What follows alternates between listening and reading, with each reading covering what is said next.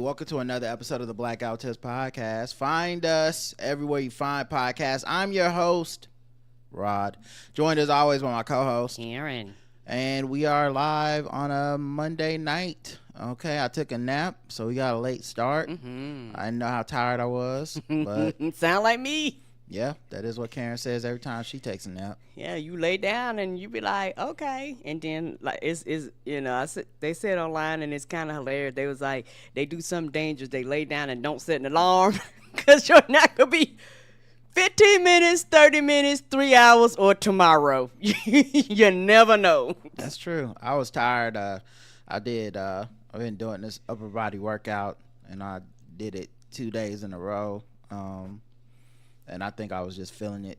Like I had to do like a bunch of sit-ups, like 80 sit-ups or some shit. And, just a bunch of shit. And then and this today when I did it, I was cramping up a little bit during the workout, but I was like, I can finish it, and I finished it. But I think from that point on, I just was like, man, my body was like, you ready to go to sleep? We need to recover from this. What are you doing? Yeah. So we had an early dinner. It was like 4 o'clock or something because I hadn't eaten basically most of the day. Right. And then my body was like, all right, man, so what are we doing here? I don't mind eating old people lunch. 4 like 4 o'clock, that's dinner. Dinner, yeah. Old people dinner. Yeah, you know, they like them early bird specials, 5:30. They be like, all right, let's rev it up. Yeah. So, oh, boy. But anyway, we're here. Find us everywhere you get podcasts. The official weapon of the show is folding chair. And the unofficial sport, bullet ball. A bullet ball, extreme. All right. Do you have any banter? Mm-hmm. Okay, here we go. Do you have any banter? Talk to me. Do you have any banter? Talk to me. Do you have any banter? Do you have any banter? I do.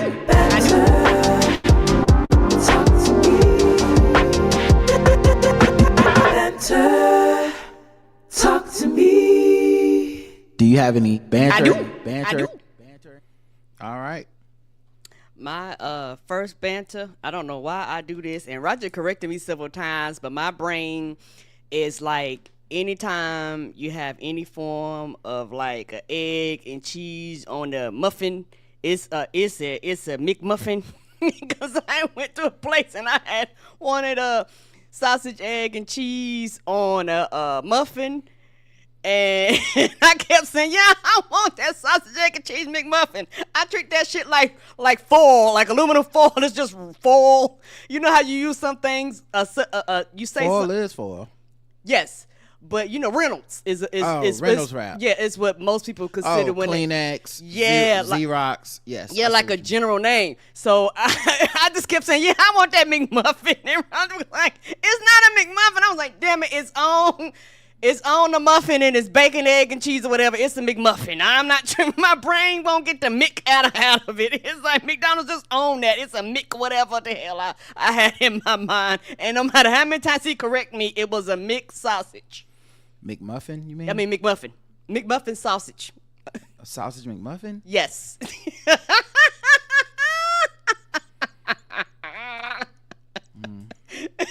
You know what you married?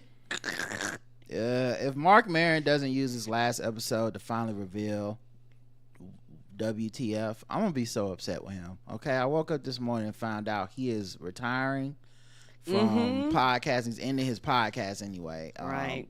What the fuck with Marc Maron? He's been doing it for a very long time. 16 years, I think.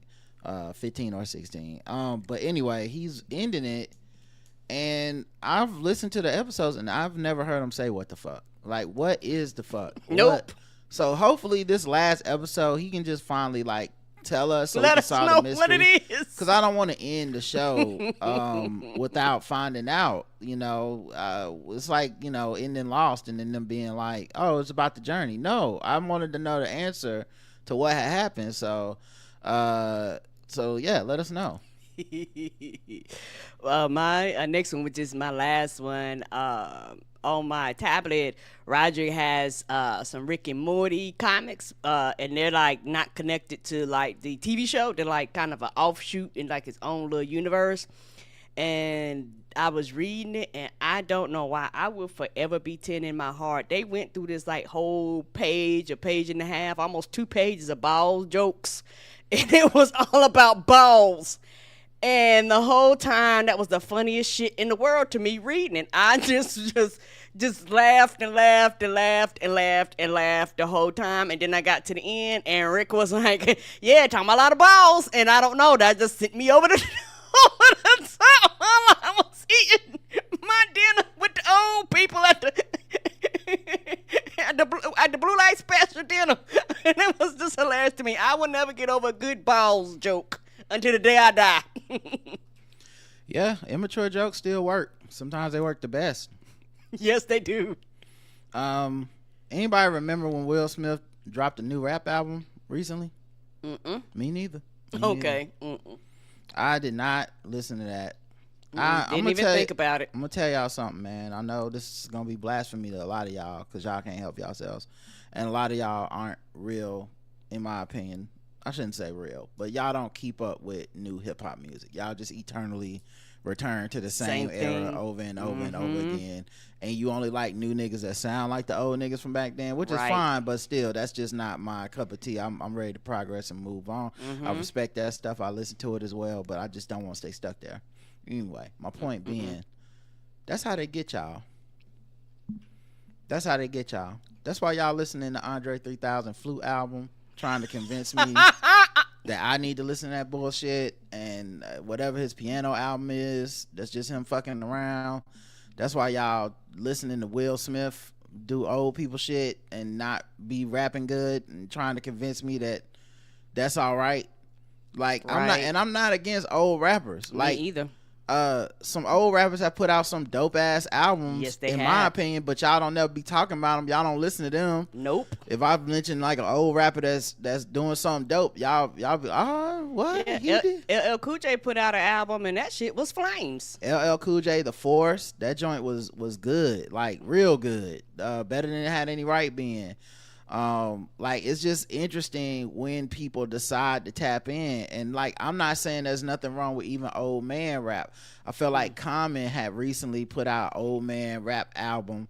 Shout out to the 20th anniversary of B though. That's my favorite Common album. And ain't it though? You was playing it, I was like, oh, that's my. I thought about that. I was like, that is my favorite album. Yeah, they dropped the 20th anniversary the other day, and it's worth going back to revisit. It's got a bunch of Enterprise and instrumentals and stuff on the back end, but also like Common did the Auditorium. Now it's good old man rap. It's good taking a walk and throwing the Auditorium. You know what I'm saying? Like, it's nothing wrong with that. I was listening to another album the other day of who was it? I want to say it was Doodlebug. Yeah, Doodlebug. Who y'all guys might remember from you might remember Doodlebug from Diggable Planets. Okay. And he has an album called A Galactic Love Supreme. It's a real laid back, mature album. You know, it's like so like, I'm not anti old rapper is the point. Right. That's not what I'm saying.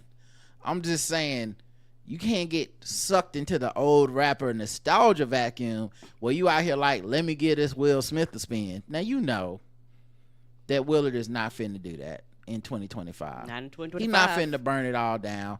And I do appreciate the collective amnesia we have, because that wasn't that long ago he did that press run and he was on there rapping and people was just having to ignore it so they could continue to like Will Smith.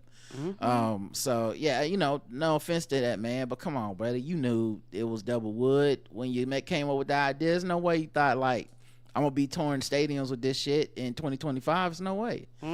Well, get off of the nostalgia of old rappers, y'all. It's killing us, okay? Ain't it though? It's some really dope ass people out here, and some of them old niggas is like, they still rapping they same style, but giving you new shit, like you say. That's the shit nobody ever talks about.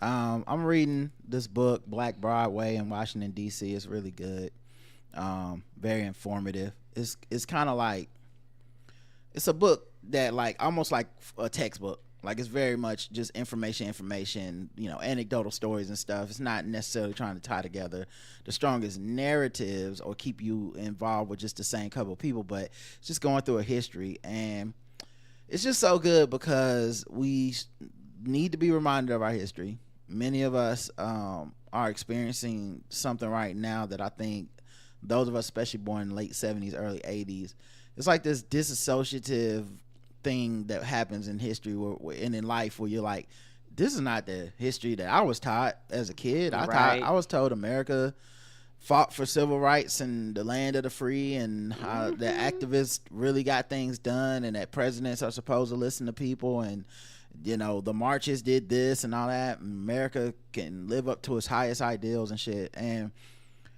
it is almost eerie how basically 100 years ago there's just so many parallels to things that happen today. Like, I'm at a part where they were talking about because it's about the DC area, the area, as some would say. It's about DC, and it's like the effects there. And so a lot of stuff with DC, even the fact that they can't vote there. You used to be able to vote in DC, just like anywhere else. And when people explained it to me as a kid, they always made it seem like it was built into the Washington, D.C. thing. It was like, well, New York and Philadelphia were considered almost too political, so then they made a compromise. Let's move this thing to Virginia, away from the centers of these big cities, so they don't have so much influence over the politics. And they had slave labor build all that shit, and then they moved out there, and the Civil War had popped off. And what they don't tell you is that black people fleeing slavery, one of the first places they were able to get to was DC. Yep. Was Virginia. And so that's why you have such a high concentration of black people there, because it's like, hey, the government's here that is fighting against slavery. It's the closest area to the South. It is the South. Yep. But it's the closest area we can be like protected and free. And of course all that comes in tail with the Civil War, because nothing's really free. No, it's like not. There's still rules of like, if we catch you, we supposed to send you back, and if somebody that kind of shit, but it worked out. Like, people stayed up there.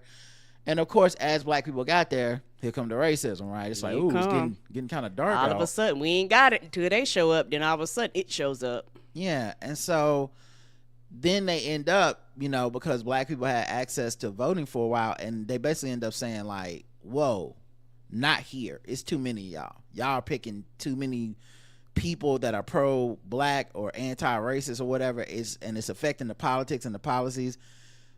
We're going to disenfranchise DC, and under the guise of like, hey, we just need to keep it neutral. But it basically disempowered black people who are up there establishing their government. Who lived there, right? And then right after that, Jim Crow comes, which disempowers black people all over the country from voting and all this stuff. And so like the synergy or the narrative symmetry, I guess, is what I'm thinking of 100 years ago. The Treasury, Post Office Department, and Navy Department were soon added to the list of segregated federal offices where lunch tables and bathrooms were divided. 214 Southern Democrats in the Congress continued to challenge the district's customs of integration, reintroducing bills to prohibit interracial marriage, and going as far as proposing to send all African Americans out of the United States, an idea of Chevy Chase founder Senator Francis Newlands. Black morale in the city declined as Wilson and his appointees, Woodrow Wilson, clung to Southern ideals of white supremacy. What I think is interesting is, like, so Woodrow Wilson got in on, he was a Republican at the time, which is basically the Democrats of the day. But he was from the South, and he got in by basically being like, hey, I'm gonna be fair to black people and all this stuff. But as soon as he got in, it was like white supremacy, white supremacy, white supremacy, fuck these black people. And that's one of the things that caused a huge schism in blackness at the time. That's why we get like W.B. Du Bois versus Booker T. Washington and stuff, like, because people had endorsed this man. The head of the NAACP had endorsed this man, because that's what he wrote on, thinking he's gonna be, he's coming in with this promise of like equality and fairness. And of course this man institutes segregation and white supremacy almost immediately, which discredits those people and their strategy of, hey, if we just they didn't know he was gonna do that though. Right, I know, Right. but it don't matter. Their strategy was a very timid, like, we should just go along to get along. Let's not make too many waves. And they tried to ride with it for a bit. So they tried to be like, when he was in office, passing these white supremacist things and enforcing segregation even in the government. They were like, well, you know, that I think that's when Booker T. Washington did the Atlanta Compromise speech, which is like, hey, if black people just be quiet, stop acting like we want civil rights, just go to school, learn how to be a subservient class of people that fix things and do menial work for these white folks, which is basically creating a permanent second-class citizen in America, reinstituting a different type of slavery, but you can live a slavery where you can get a check, but you'll never be a doctor and you'll never be a lawyer and you'll never be a president or politician, right? And but part of the reason that was so heavily backlashed against is, okay, but didn't you say Woodrow Wilson was cool? Didn't you say, right? Right. Mm-hmm. And so, anyway, all that stuff to think like, man, when Trump got in office, how much stuff that people thought was safe is just, now we're just reading article after article. Oh, every woman in this office is now being told to either resign or they will be let go. All the black people at the top of the military, gone. Just no real reason, just recommended to be gone. Calling it, we're just getting rid of DEI, but it's really just getting rid of people's jobs that aren't white men. Right. It's just interesting, the narrative symmetry of America. 100 years ago, they was going through this, you know. Yeah, and it's also one of those things where history repeats itself. Just because this generation hasn't experienced it, it doesn't mean it didn't exist. It never existed. Right. I think America, people in general, has a disconnect to shit that they didn't experience. That was old back then, and they are under the illusion that it will never happen now, but that's not true, because there's a lot of shit that's happening before our eyes that a lot of historians have been saying for for years about Trump. Even before he was in office, they was like, hey, he is a problem. If he runs, he's a problem. If he wins, he's a problem. He won, y'all. All right, now then he wins again, and they was like, all right, now it's gonna be work. Like it's a lot of those people that have been very adamant, have been blowing horns, particularly a lot of people who study Jewish history. And a lot of people that cover the Holocaust, a lot of people that cover fascists and fascism, a lot of people that cover dictatorship, a lot of these people who they go, this is what I do. like my whole thing is, these are the patterns.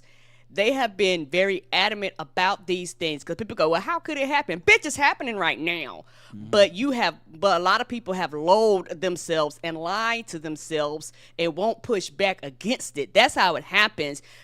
People just accept the things, obey the laws, follow the rules, and just go, well, what can I do? And all of a sudden, the shit slowly creeps into the society. The shit slowly becomes normal. You have a generation that's raised up in this shit, and they have never known a world prior to that. So it's like, the people that are that know the things that are and understand the things that are being stripped away from them, those are the people that need to be the most upset. But some of them are the most quietest people, and it's like, this is not the time for you to be quiet.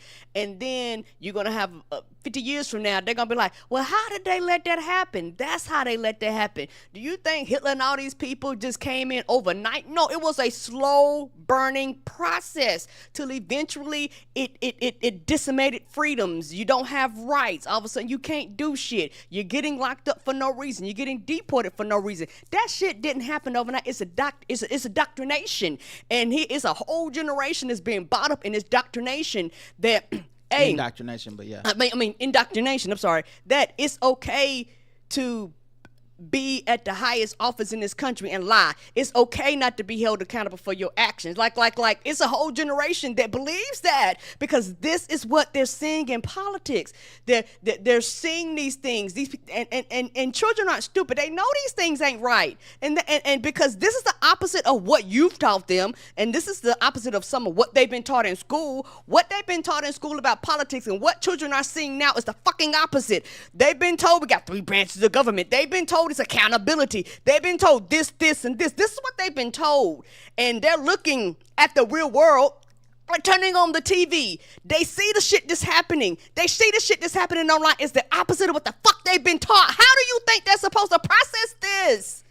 Yeah, and I think what's even more interesting with it is the consequences of it, right? Because another thing that happens, and this book is making me, like I said, it's giving me many thoughts about stuff, but one of the lasting, enduring things about Jim Crow and segregation is the idealistic nostalgia of that era of time as black people having a utopia of us getting along and the community all being together. And this book does a great job of breaking down how that's not really true.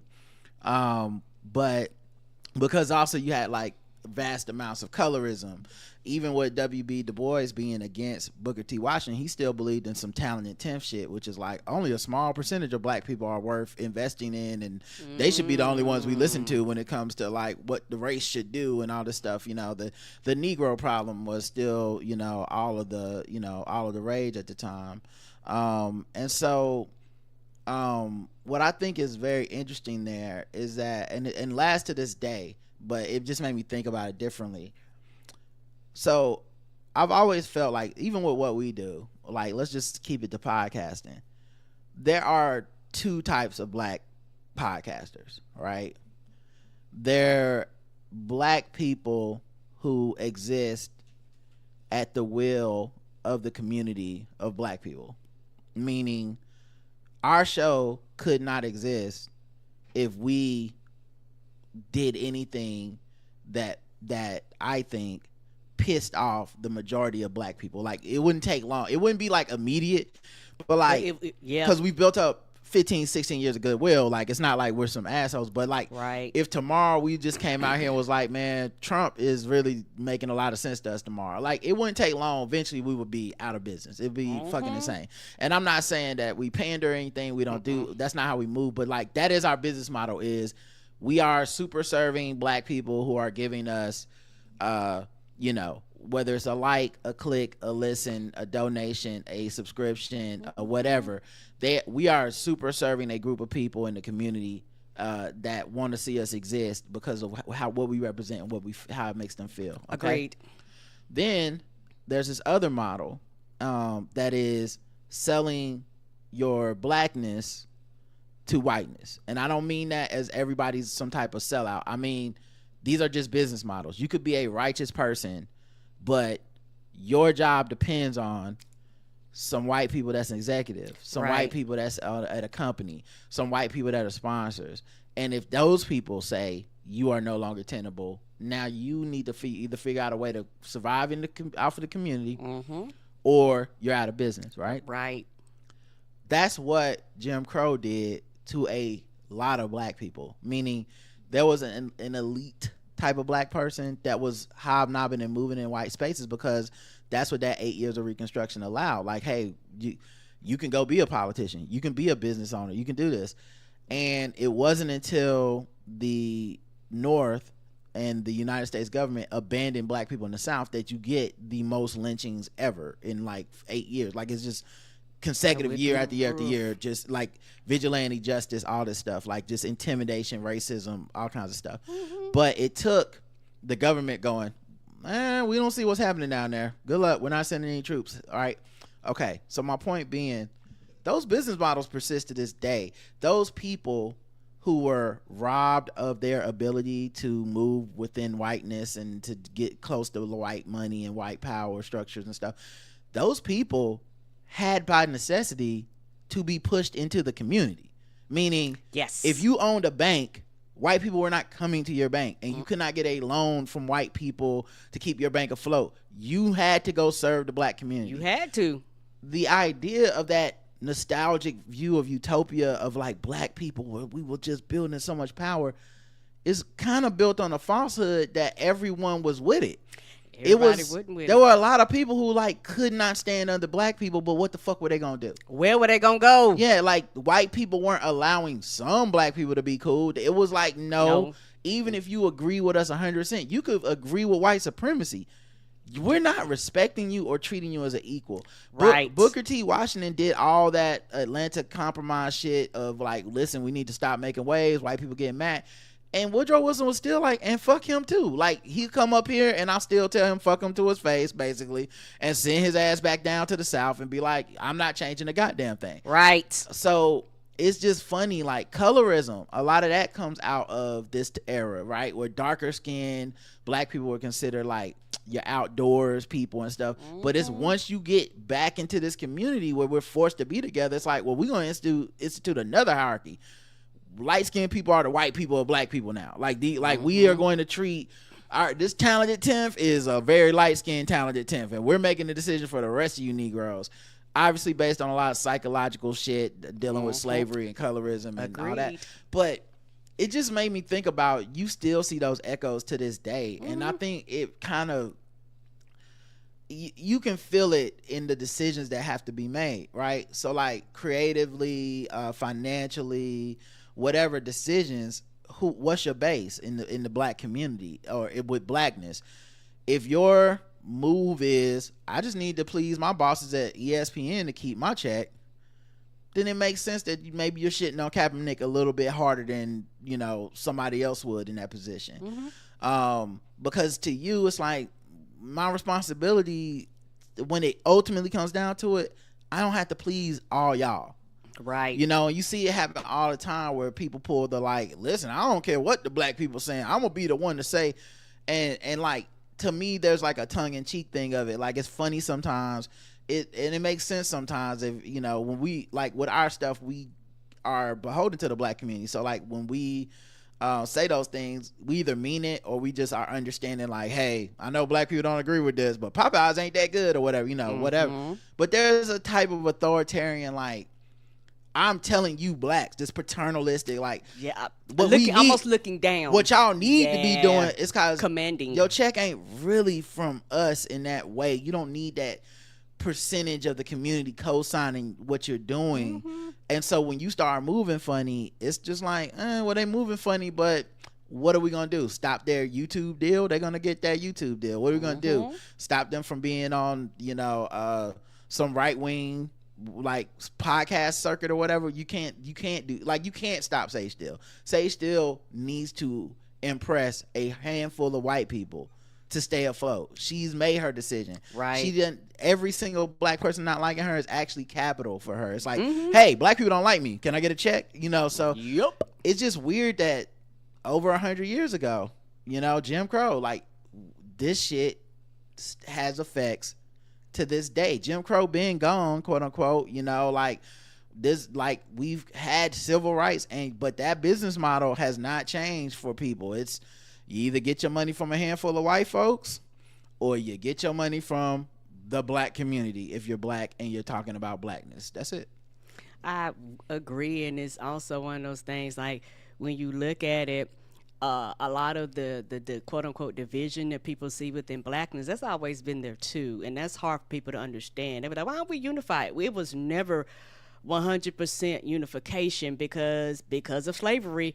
You've always have had a percentage because of their life experiences that they've been through. They never want to ruffle white people's feathers, ever. No matter what the decision is, they're always going to be like, what's the path of least resistance? Because I don't want, if y'all niggas go out there and act a fool, I have to live with the consequences and repercussions of it. Even if the person is like, hey, dog, this will benefit us all, they don't care. And I get it, because to an extent, it's fear, it's the white supremacy, it's slavery. Like, it's a mixed bag of shit. Everybody didn't like Martin Luther King. Everybody didn't like Malcolm X. Everybody didn't like all that marching. It was some people that told them, niggas, sit your ass down. I'm fine just like I am. I will eat the scraps off the floor. Whatever it takes just to get by and survive, and those people exist to today.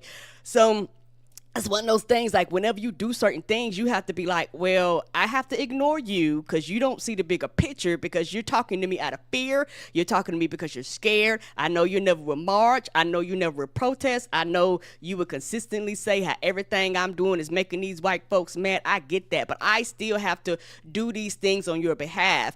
And so there are people that are in places where they can and they opt not to, and that's their choice.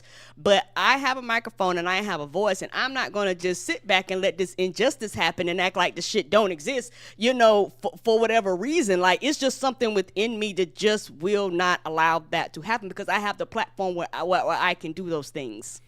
Yeah, I mean, yeah, that's part of it, but also like even within that structure, there's things I'm willing to do, things I'm not willing to do. Agreed. So like everybody has to make their choices, but the justifications for it is interesting, and a lot of it does come down to where do you see yourself in this like ecosystem of how you make your living. Yes.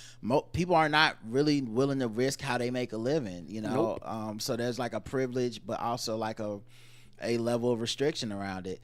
Also, just for those that romanticize that separate but equal time, I think it's very important to point this out because I think most of the people that say that stuff are not very educated on what it was. And I think a lot of people, once again, we were educated in theory. We didn't get to see this stuff play out. We didn't live it.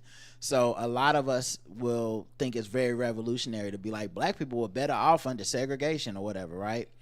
Can I tell you some of these rules from Jim Crow? I'm going to just read some. Blacks were not allowed to show public affection towards one another in public, especially kissing, because it offended whites. Meaning the same way some of y'all feel about gay people, for the record. But you couldn't like hold your hand with your wife.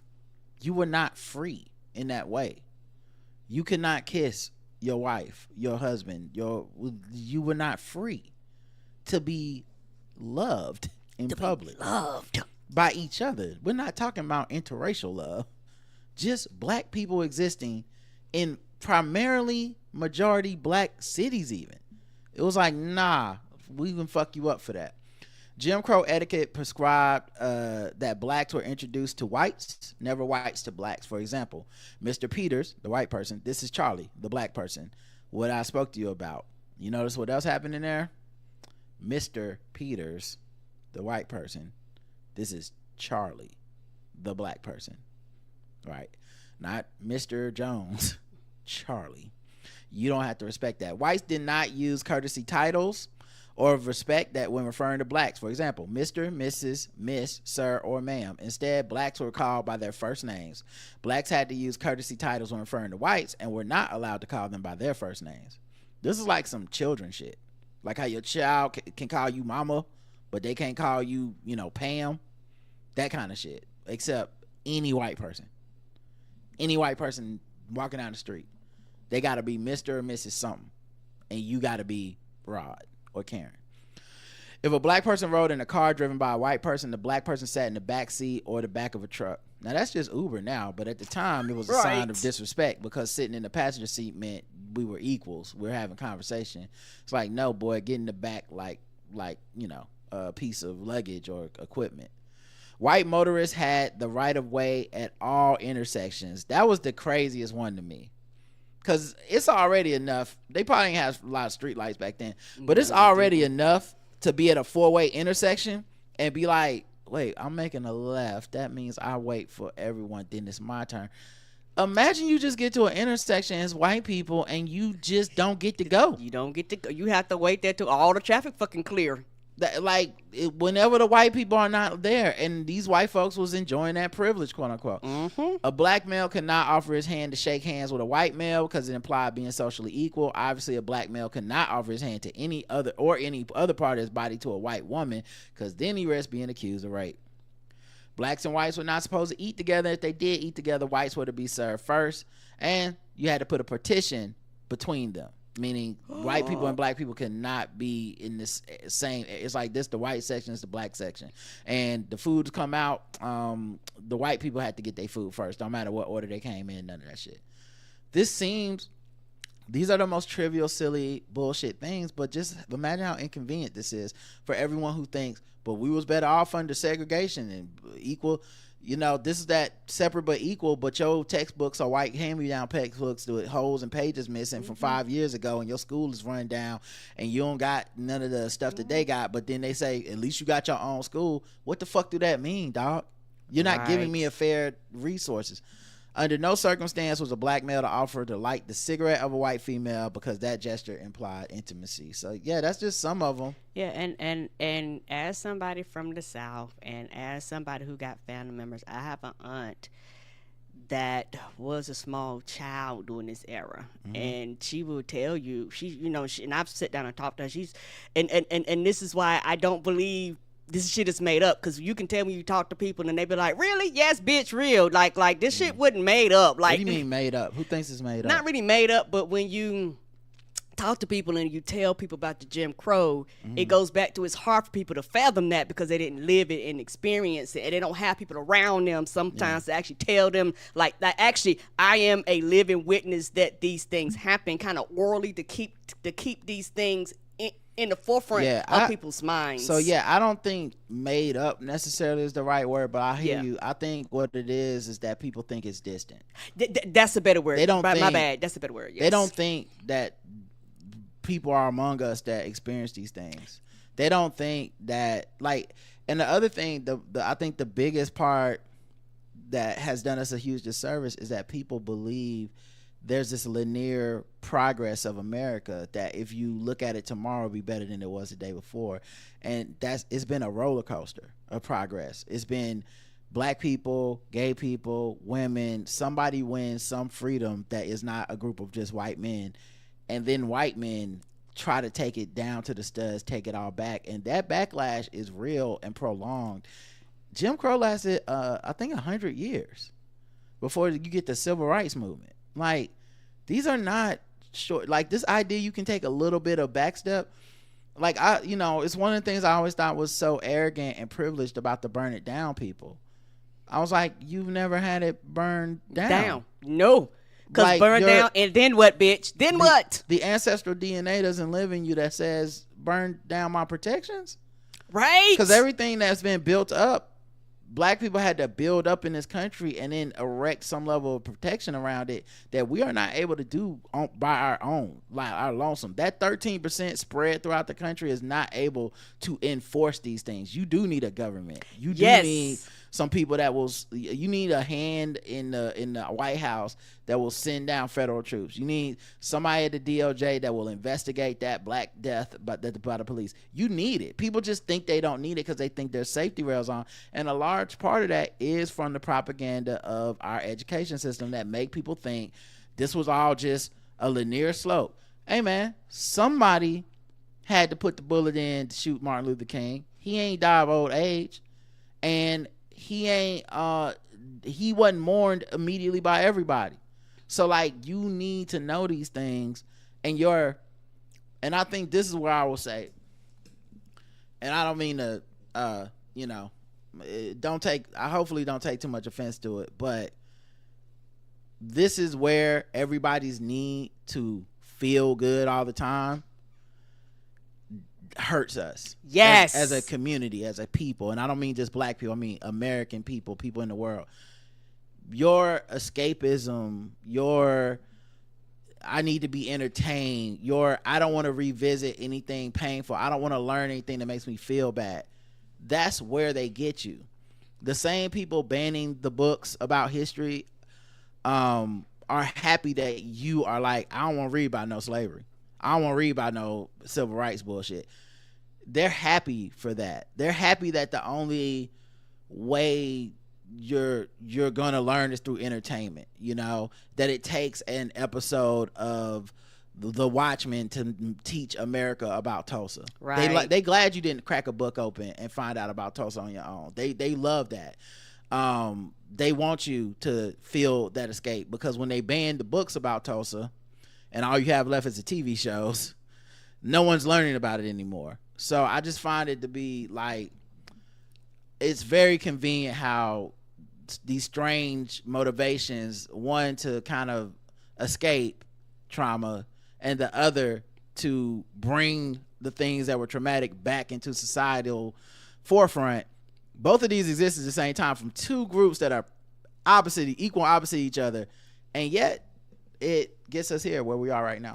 Right. And to kind of piggyback on some of the things you just said, going back to my family member, my aunt who raised me, my mama, because like you say, the word I used was incorrect, but like you said, at distance, because I was never able to distance myself from it, because I had people that are alive today that were blinking their eyes, that could look me in my face, and I could see the hurt and the pain and the disappointment in this country. I could see, you know, them within their heart having to forgive a lot of white people for the shit that they did to their family members and their loved ones. You know, hearing my mama talk about family members that had to leave in the middle of the night and shit like that. You know, listen to my mama talk about being a child and black only, white only, you know, being a child and going to the back of the restaurant, being a child and working out in the fields.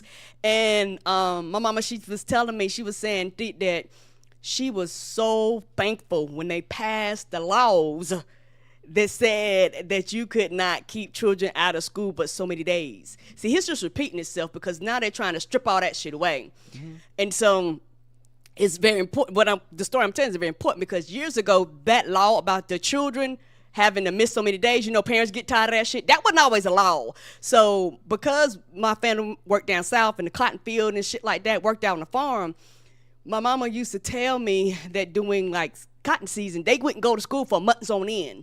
And then all of a sudden they thrust back into school. They don't know what the fuck going on. They don't miss subjects and shit like this. And they basically passed them through. And when they made the law, like they did, they got mad. But she was like, thank God I don't have to be out here doing this fucking hard ass labor. But which their daddy was doing to protect them. Right. Like, he didn't have a choice. Like, that's another thing. Like, a lot of times we personalize the choices. Not that you just did this, but just in general, people look back on history and they personalize these choices and they're like, and then black people thought they should wear suits and that would end racism. No, they didn't. They wanted to live. They wanted to survive. That was the revolution at the time, when they were telling you black people wear tattered rags and they're all dumb and they're all ignorant and they can't speak English and they can't write and they can't read. They were actually the people risking their lives when they made that newspaper. They were going to fucking get it burned down when they were serving their community like that. And I'll say this is the last thing and then we can move into something else. But this is one of the things I think is the disconnect even today in America from those of us who live in the South versus those of us that live other places. Those of us that live in the South, we live in the crime scene. Right. Like, we walk among the skeletons and the knives. You know what I mean? Like, we are here witnessing how close we are to being right back.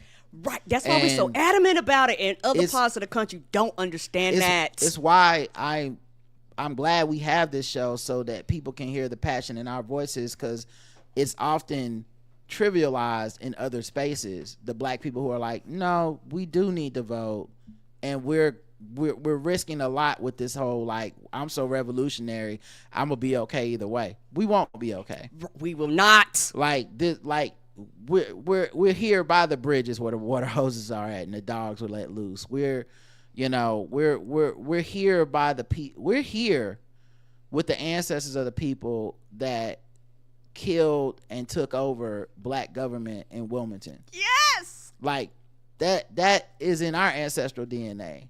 And it's not a fear that you're hearing. It is a energy of fighting. But we fight with every tool we have, and part of those tools have been historically stuff like getting rules and laws passed and then enforced to protect us. It hasn't all just been the romanticized version. And like and part of the way that unfortunately, sadly, part of what has really hurt that idea in America of like, hey, you do need some institutional guardrails that help protect you so you have the right to protest enforced, right? Sadly, part of what I think fucked that up was a lot of integration with whiteness, meaning white people don't have any ancestral memory of the fight. They fight as allies, of course, and we love that, but they fight in a way that is not tied to survival for them. It doesn't mean there aren't white people that died for it, but like, right. That's like saying there's white people died during the Civil War to free you.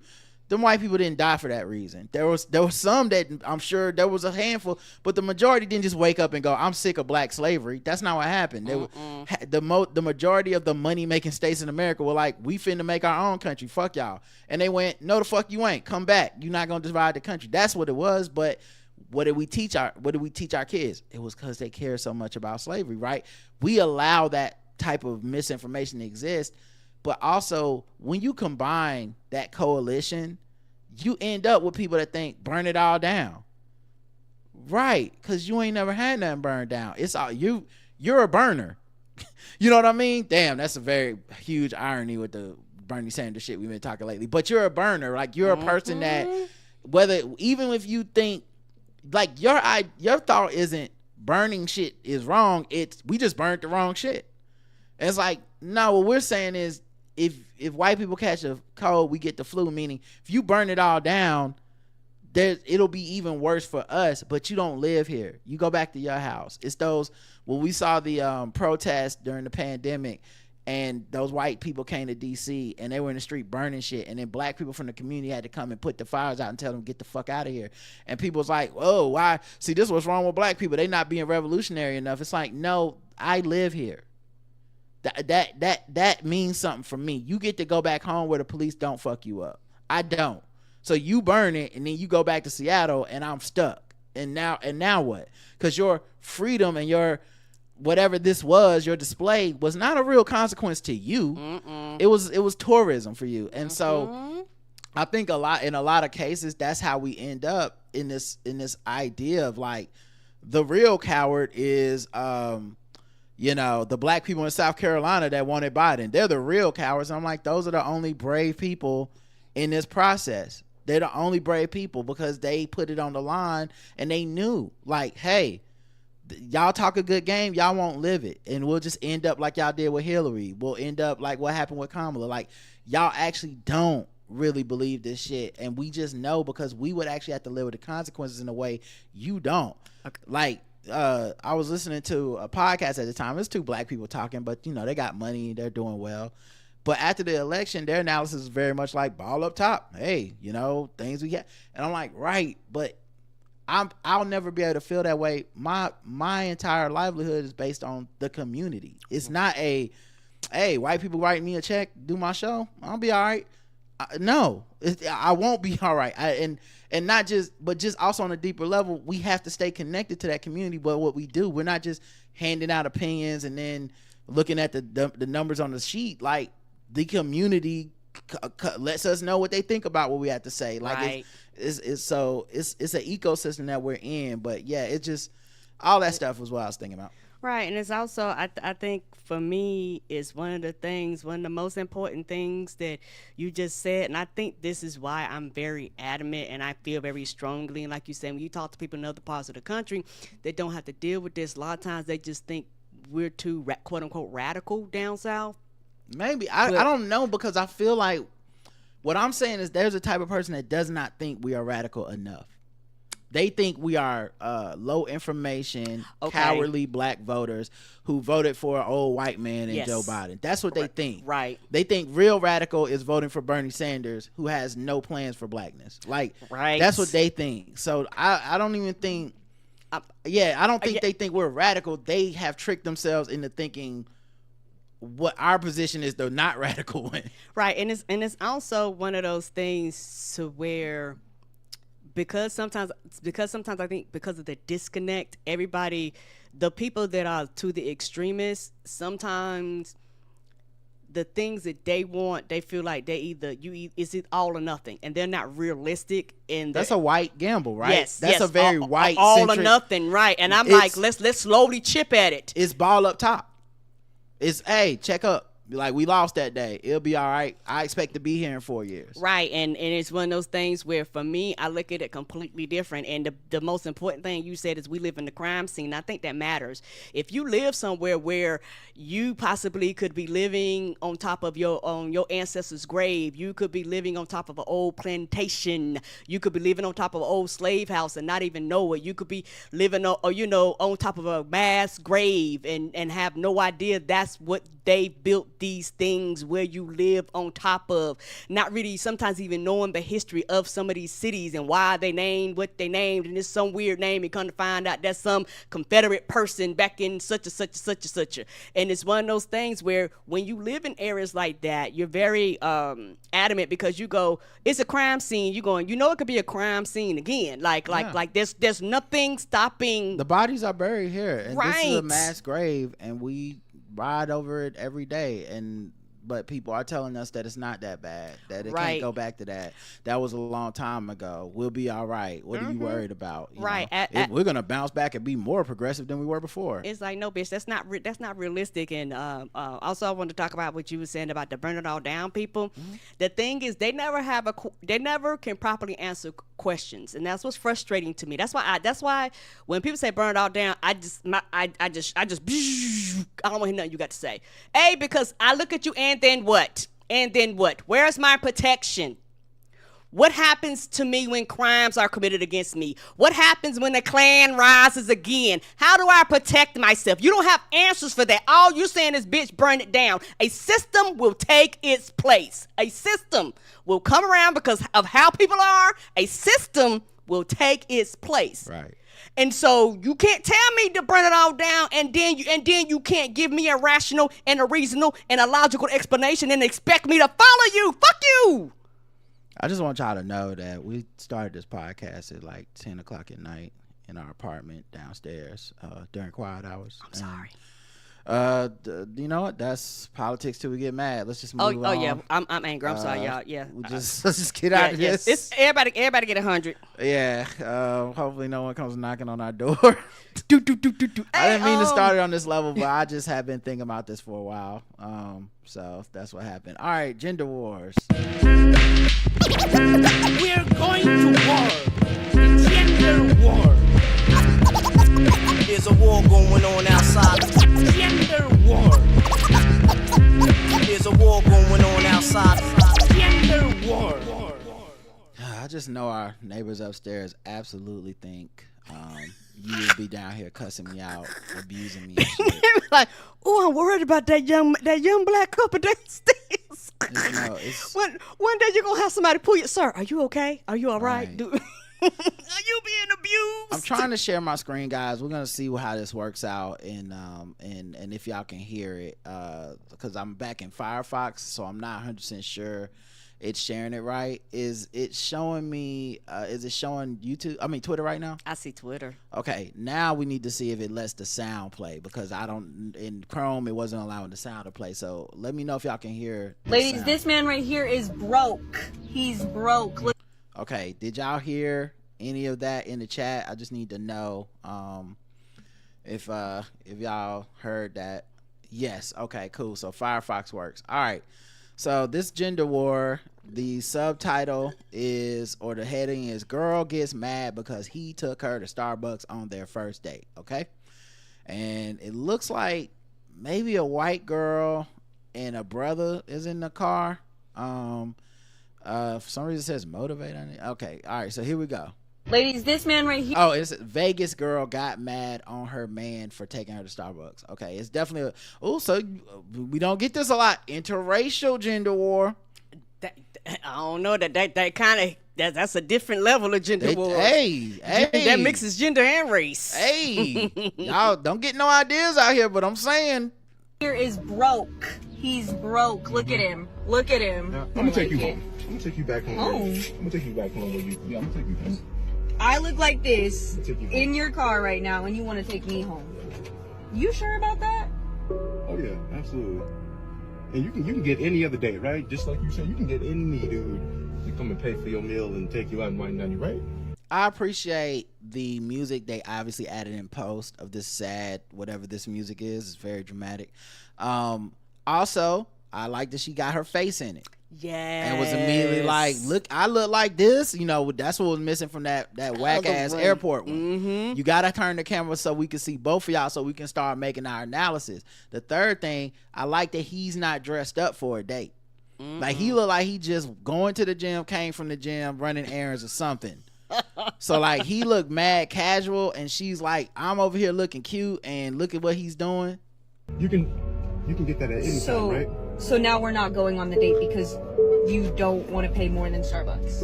Oh, it's not bad. Money's no option. So if money's no option, I think you meant money's no object, but okay. All right. then why aren't we going on the date? Like an actual date. Because one, you trying to put me on blast. Honestly, money no option is a great Freudian slip. Money is no option for a cheap nigga is actually like, put that on the t-shirt. Yes. Because I guarantee you that'll confuse quite a few people. They won't know how to respond to that one. Yeah, money is no object mean I'm finna put these bands out here. Don't worry, I got you, girl. Money is no option is like, girl, I hope you like coffee. I hope you like the 3 for $5. Right. You in the 10 McNuggets and we split them? You in the 3 for $20? Date. Because one, you trying to put me on blast. Like, you got your phone out filming this interaction. Love that he recognized that the big elephant in the room and talked about the phone and acknowledged that it was there. Too many people think they outthink themselves and they go, no, if it was a TV show, we act like the camera wasn't there. It's not a TV show. It is You're not. making a viral video that's trying to convince us that this is real. So you need to acknowledge that the audience is there. Right. So, and you're having a fight, which definitely somebody does not want on film. If both parties are okay with it being filmed, then that's a weird fight. Ain't that a strange fight? Okay, For what because reason? I thought I was getting pranked at this point. Like, it feels like it's not real because I've never had a grown man take me to Starbucks for a date. What is this, high school? You never had a grown man in general. Because, you acting really unappreciative. Like, you expect me to take you to some 5-star restaurant right out the gate. You know what? I'm going to do you one better. I'm not even going to take you home. You know, what? Any dude can come and get you and take you out, right? Okay, cool. Let me go ahead and make sure that's the case. We'll pull over right Are here. you serious right now? Yep, go You're ahead not and get out. serious. Are you? Go ahead and get out. You know what? Yep. Whatever. Go back on your profile. Ask one of them dudes to pick you out. Ladies, that was good. That was actually really good. That was a great ending. Getting her, get out the car, her getting out. Yeah, that was, you know what? All right, 0 to 10, Karen, what would you rate this gender war? I'm gonna actually give this one an 8. This one was really, really good. Not quite 10. You know, It's not quite 10. I agree. Yeah, it's not quite 10, but an 8 because they hit all of it. It's one of those things where, like you said, you seen the face. They had an interaction. You don't always have to yell, but their energy was the same. If that makes sense, you didn't have one person's energy kind of overshadow the other person's and it energy. felt, honestly, their energy felt right for a first date. We're not really this is in the middle of a relationship, right? We're having a dispute, but we don't know each other like that. They got 15.2 million views. That makes sense. This is from June 9th, a year ago, so this is an old one. This new to me. And the comments, there's almost 6,000 replies. Yeah, and I think for the fact that it was mixed, interracial, kind of bumps it up too, because then you have everybody from both sides fussing, because like you said, the thing is for the comment section. A lot of the comment section is gonna be like, hey brother, you're dealing with this white girl. The white girl's dangerous. And then and then you're gonna have sisters coming in and go, hey brother, you're dealing with this white girl. We don't like white girls. I will or say, whatever the case may be. I will say what fucked this up on the comment section is not their fault. It's Twitter's fault under Elon Musk. They let people with blue checks, the worst people on the fucking site at this point. They let them have their replies moved up to the top of the responses. And so it's mostly other people trying to go viral with other videos, trying to be like, oh, look, here's a video of something else. Hey, look, check this out. And so unfortunately, we can't really get a gauge on just how people felt at the time. A true comment, right? Because there's going to be a lot of people, like, you have to keep scrolling to get to, like, somebody that's just saying it. Right. Just plain, but there's just not a lot, and especially now because you can hide your blue check mark. So there's people in the comments that, I mean, I'm probably 1,000 comments down. It's still blue check mark people. So I don't know if this caught on at the time, but 15.3 million views. I'm gonna assume it caught on at the time. Yes, it did. And 8 out of 10. Good job, everybody involved. Very solid effort. This is one. It was a 10 out of 10, obviously. But man, and I'm so curious about the part you brought up. How did this break down racially? Because I feel like what a lot of times with the gender wars, we see it as black men versus black women, which it is a lot of times, but inserting a white woman turns it into another type of black man versus black women thing of like, oh, you got you a white girl. I bet you I thought they were supposed to be docile and nice. Like, oh, so good. Good job, everyone. Just take a bow. 8 out of 10. We hate to see it, but we love to see it. And of course, I'm not arguing about the principle of it. I don't give a fuck what y'all do on y'all first date. Still ain't my dates. Okay, y'all the one gotta live in this world, not me. Agreed. All right, let's get into one more fun thing, and then we'll wrap it up. I know we said we wouldn't go long today, so let's do some guess the race. What time is it?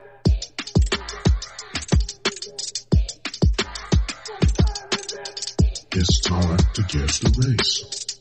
It's time to guess the race. It's time to guess the race. It's time to guess the race. All right, guess the race time. Go around the globe, find different articles, guess the race of the people involved. Karen plays along, chat room plays along, and that's it. And someone was like, Rod, can you make these harder by not telling Karen enough information and all this stuff? Honestly, guys, no. I don't. The point of guess the race is not to be difficult. And it's honestly, if I start hedging too much, like obviously there's sometimes where I have to, like if the article says suspect was a black male, obviously I won't read that. Duh.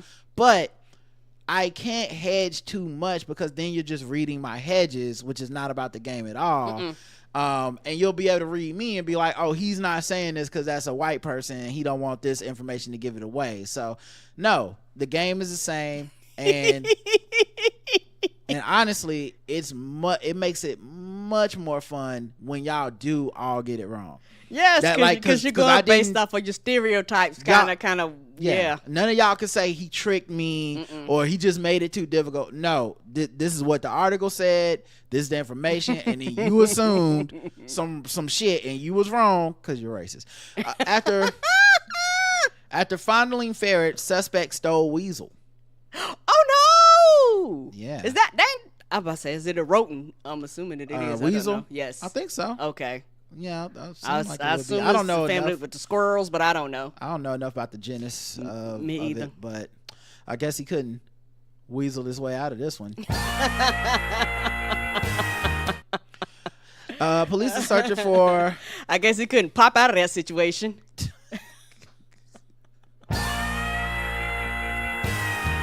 Police are searching for the Florida man who stuffed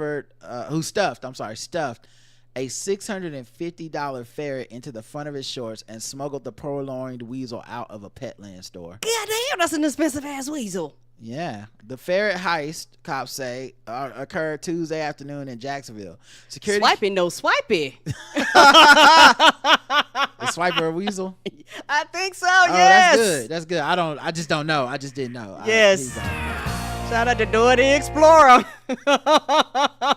That's good. I know somebody with their kids just busted out laughing. Security cameras captured him while he browsed the ferret section of the store and fondles the ferret for quite some time. The man then shoved the ferret into his shorts and departed Petland. As he left the business, the man seen in the adjacent surveillance footage held the crotch area of his shorts to support the ferret as he walks past all points of sale without paying. So he's like, I'm just holding my big ass dick, guys, that's wiggling around. Nothing to see here. I know dicks move, but they ain't supposed to move like that. Like, sir, you need to get that checked out. Recognizing that the suspect was fleeing with the ferret, a Petland manager gave chase, but they be caring about them animals, but was unable to get the license on the man's vehicle. You walked out of there with $650. He wasn't able to get the license on the man's vehicle, which is described in the report as white work van with multiple ladders on the top. The ferret thief, investigators reported, has a unique long mustache and was wearing a blue Under Armour shirt and shorts with a Navy logo. They haven't recognized him through an automated facial recognition system. Maybe he was wearing a fake mustache. Have you thought about that? Never Pencil know. that mustache out, guys, and try again. But they do have good surveillance images of him. We don't have a name. Karen, guess the race of the ferret bandit. White. All right, Karen says white. Let's check the chat room and see what they believe.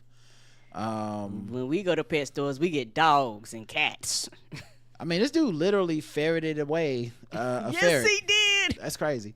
Let's see. I don't see a lot of guesses in the chat. Is that Ricky Ticky in your pocket, or you just happy to see me white?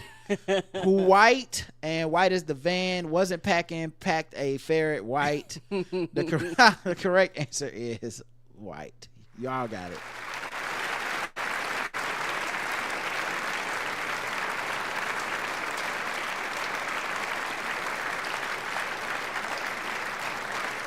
Yeah, I mean, obviously as a black man, I wouldn't want to put it down my pants because it might assume that it was down there with a rival. You know what I'm saying?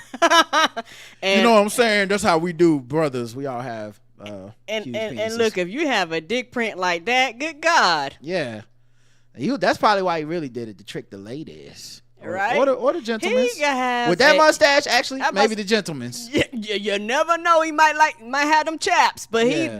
he got that porn mustache. Right, yeah. That buddy was, wow. Buddy was really on one. Right. All All I right. need is a cowboy hat. Let's go to the next one. Let's see. Oops, hit the wrong button. All right, next one. Ex-con falls victim to the hot chip challenge. A convicted felon who engaged in the hot chip challenge is behind bars, charged with violating his parole by swigging from a bottle of beer due to the chip being so hot. Darren Dilks, 36, was arrested yesterday for allegedly violating parole terms that bar him from using or possessing alcohol or frequenting an establishment with the primary purpose of the sale of alcohol. Oh, so like a bar. Yeah, apparently Okay. he's not supposed to drink. The parole conditions were part of Dilk's sentencing in Colorado in connection with a felony stalking conviction. Ooh. So he probably was like, I only stalked her because I got drunk. And then he's It was well, like, then we'll, you can't they was drink. like, we'll fix that problem. He lives in Florida. He was busted yesterday during a meeting with the probation officers who had reviewed a video showing him with a Corona in his hand. Oh, man. Corona. Got him on social media, dog. They snitching. They say he's a risk to himself and others with any further alcohol use. The video reportedly recorded in late March showed him doing the hot chip challenge. He confronted with the chip. He admitted to taking a swig of the Corona due to the chip being so hot. That feels like an alibi he came up with, like as an excuse to drink. I feel like he left the house like, if I do the hot chip challenge, I can get drunk as I want, and it's all by necessity. How can you prove that I wasn't just trying not to die? They're like, sir, it's sweet tea, soda, water. It's a lot of other options in here. Court records do not indicate how probation officers learned about the video, though social media accounts and phones of those being supervised are often reviewed. While there have been several versions of the challenge, each has involved the consumption of tortilla chip covered with chili spices and approached the upper reaches of the Scoville scale. In addition to his alleged beer consumption, he was cited earlier this month with violating a parole requirement to carry a tracking device. So he was wild. He was like, that's also the hot chip challenge? I was so hot I had to take off my ankle brace. His rap sheet includes convictions for dealing in stolen property, cocaine sales, grand theft, credit card fraud, heroin possession, cocaine possession, theft, burglary, and violating a domestic violence protection order, and a partridge in a pear tree. Well, damn. All right, Karen, guess the race. Did they say his name? Darren Dilks. Darren Dilks is white. Darren Dilks is white, says Karen. Let's check the chat room and see what they believe. Pale ale white. All those charges and out, white. Black like the Air Force Ones he was wearing. White. The correct answer is he was white.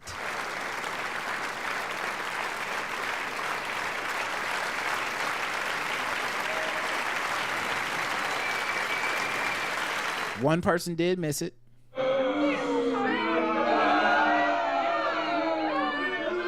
Ooh, child, tell him if he wanted the real challenge, the chip should have had the flaming eyeball chicken on it.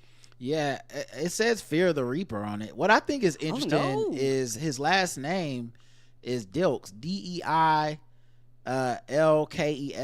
So his last name has DEI in it, but he's still a white man. Ain't that wild? Although he does kind of give me a certain Chet Hayes vibe. You know Don't he what I'm saying? though? Okay. Don't listen to what people say. Yeah.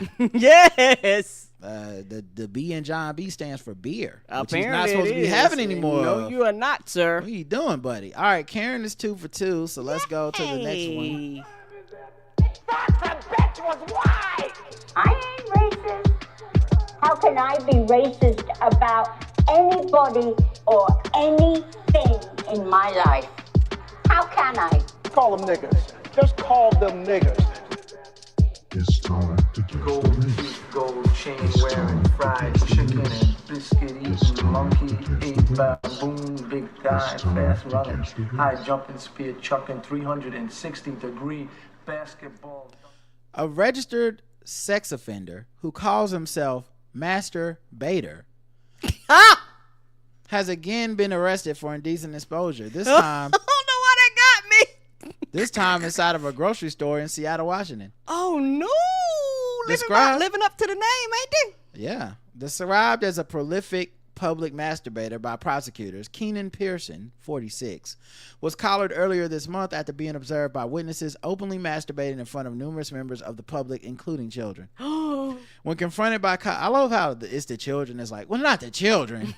You masturbate in front of a bunch of adults, like you're Regardless of supposed if to. they want to see it or not. Okay, a bunch of disgusted adults who are just not Who did- consenting at all. Right, who was just planning on going grocery shopping for some chips, look over to the left and see a dick. When confronted by cops, Pearson reportedly confessed that he was stroking inside the store. Yeah, he was stroking. That's what he be doing apparently.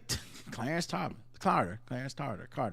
That's different than Clarence Thomas. Different type of Stroking. Different type of jack off there. According to a probable cause affidavit, while speaking with officers, he was actively looking at women and saying how they should be in his show and could stroke it. So he was not doing a lot to protect himself with his Miranda rights. Okay, they was like, right to be silent. He was like, actually, these women could also use to see some of this stroking. Pearson's extensive rap sheet includes convictions for assault, voyeurism, burglary, domestic violence, possession of a deadly weapon, and multiple convictions for indecent exposure. The sex offender registry currently lists Pearson as non-compliant. You know what I'm saying? He's like, that's the one thing I won't do in public. Sign up for this registry. And be compliant. Trust me, they know I'm a sex offender. I am don't walking have to around guess. offending people with my sex. I'm the Andrew Dice Clay of offensive sex. That's what I do. Don't just can't you tell by the name? Pearson locked up in the county jail in lieu of $150,000 scheduled to be arraigned today. Now, my real question is, when he's in jail, is he also still jacking off in front of everybody, or is he can control it when it's a bunch of men in jail? He's like, well, obviously not here. That's ridiculous. All right, or is there somebody always around to make sure keep his pants on? I don't know. That's my question. I don't know. All right, Karen. Guess the race of Mr. Keenan Pearson. I'm going white. Karen's going white for the masturbator. Let's check the chat room, see what they say. It was a white dick piercing at everybody. Black Yank Master 3000 says Miss Smart. Black says Trey. So 2 blacks to start it. Keenan is black, says Fool's Paradise. Karen at this point the only white. Am I wrong? Hold on. Nobody else is guessing. Black and packing 4 in a row blacks. Oh, Lord. All right. Y'all gonna make me reconsider. What's his name again? Keenan Pearson. You know what? With the last name Pearson, Keenan is a black name. I don't know no white Keenans. In the chat room, Karen with 2 R's says white. So you got one new person that agrees. Just Ani says black. Someone says Kinan or Keenan. It's the second one, Keenan. Keenan. Oh, black, and I'm gonna go Pearson because. So you going black now? Yes. Okay. The correct answer is black. You got it.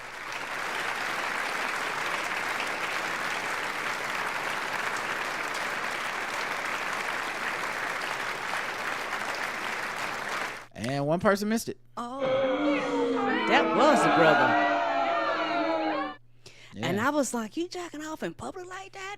Right. And in my mind, in the grocery store. Right. In my mind, I was like, we don't do that shit. But apparently, we do. Don't say what black people can't do. Representation matters, Karen. I guess it does. I guess he wanted to see if his cucumber was as long as a real cucumber.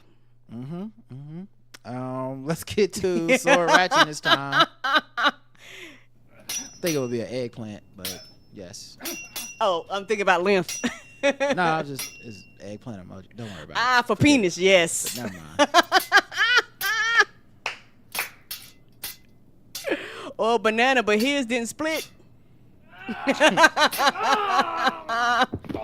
Someone said he did that shit. Yeah. Yes, he did. Yeah, he looked like he did that shit. I didn't need the picture. Honestly, the article said he's telling the cops he did that shit. And he was on film and shit. He's probably jacking it off in the mud. His dick is out while they're taking that picture right there. It probably is. Man jailed for brandishing sword in Kamloops intersection while high on meth. Oh no, white. A man who was high on meth and armed with a sword when he approached a woman stopped in her car at a Kamloops intersection has been ordered to spend 10 days in jail. Elias Joseph Thompson, 27, was sentenced Thursday in Kamloops Provincial Court after pleading guilty to 2 counts of breach of probation. I wonder if he knew the woman. May have. Oh wait, no, probation. So maybe I was thinking breach of a restraining order, but probation, maybe he's just been told to stay away from people. Right. A woman pulled up to the intersection around 6 a.m. She was approached by a man brandishing a weapon. She saw a man later identified Mr. Thompson approaching her while holding a small sword. Mr. Thompson was quite frantic, rambling on. He talked about shots being fired. He said he was in the bush all night. The woman asked him to put the sword down and he complied. Thompson was on condition at the time prohibiting him from possessing weapons stemming from an assault in 2022.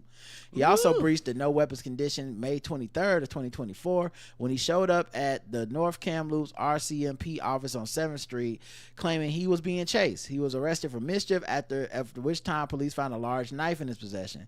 Later he told police he was high on meth. Maybe stop doing the meth. I think that might be the root cause of the problem. Yeah, the main and really only aggravating factor in this case is the dangerous combination of methamphetamine and weapons. Said, who is Goulet? Was that like the police sergeant or some shit? Must be.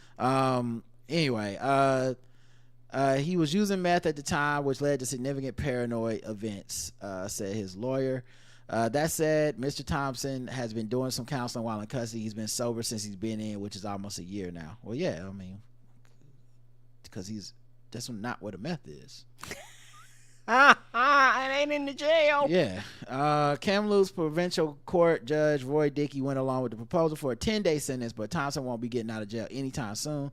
He's behind bars on charges of aggravated assault from last summer in connection with a stabbing outside of a home. So they was like, we got you in here. Let's go ahead and add some more time. Yeah, it's basically just that robot from fucking Futurama, Roberto, I think his name.